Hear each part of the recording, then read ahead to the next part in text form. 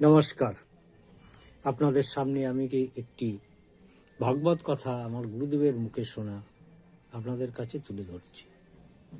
খুব সুন্দর ভাগবত পাঠটি, শুনলেও মন ভরে যাবে। জগৎ সংসারের কথা তো।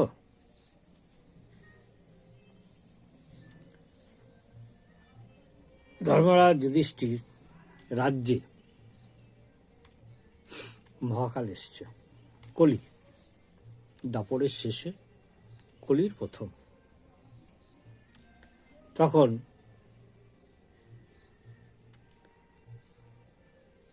ধর্মরাজ যুধিষ্ঠিরকে তলব করেছে মহাকাল, যে কি আমি আপনার রাজ্যে এসেছি, আপনারা পুণ্যবান ব্যক্তি, আমি আপনাদের কাছে কিছু প্রশ্ন রাখতে চাই, আপনার ভাইদের পাঠিয়ে দেন।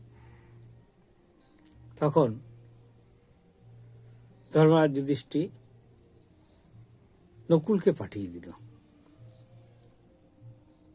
নকুল তখন এসছে। তখন নকুলকে দেখে মহাকাল বলছে, আসুন আসুন আসুন, আপনারা পুণ্যবান ব্যক্তি, আপনার পর্শে একটু আমি পুণ্যবান হতে চাই।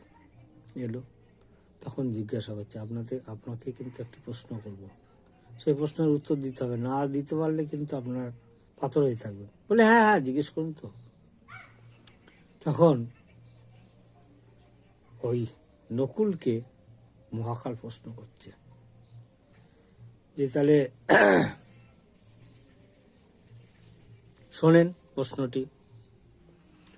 বলছে, এক ঘোড়া দুধে 7 ঘোড়া বোঝাই হবে, কিন্তু ওই 7 ঘোড়া দুধে 1 ঘোড়া বোঝাই হবে না, এর উত্তর কি? নকুল শুনে বলছে, পাগলের পোলা, এর কোনো উত্তর হয় নাকি? তখন মহাকালকে পাথর করে রেখে দিয়েছে। ধর্মরাজ যুধিষ্ঠির দিচ্ছে, নকুল গেল, এখন হলো না, কি ব্যাপার? সহদেবকে তখন পাঠিয়ে দিল, যা ভাই দেখায় তো। সহদেব এসছে। তখন মহাকাল বলছে, আসুন আসুন, আপনারা পুণ্যবান ব্যক্তি, আপনাদের পর্ষে আমি একটু পুণ্যবান হতে চাই। তা একটা প্রশ্ন করব, উত্তর দিতে হবে, নাহলে এই ভাই যেরকম পাথর হয়ে আছে আপনিও থাকবেন। বলে হ্যাঁ হ্যাঁ বলেন তো। তখন সে প্রশ্ন করছে মহাকাল, যে আমি একটা একটা ফলের বাগান লাগালাম, তাকে রক্ষণাবেক্ষণা করার জন্য চতুর্দিকে আগাছার বেড়া দিলাম। তা কিছুদিন পরে এসে দেখি ওই আগাছাই বাগানের গাছগুলো খেয়ে বসেছে, এর উত্তর কি?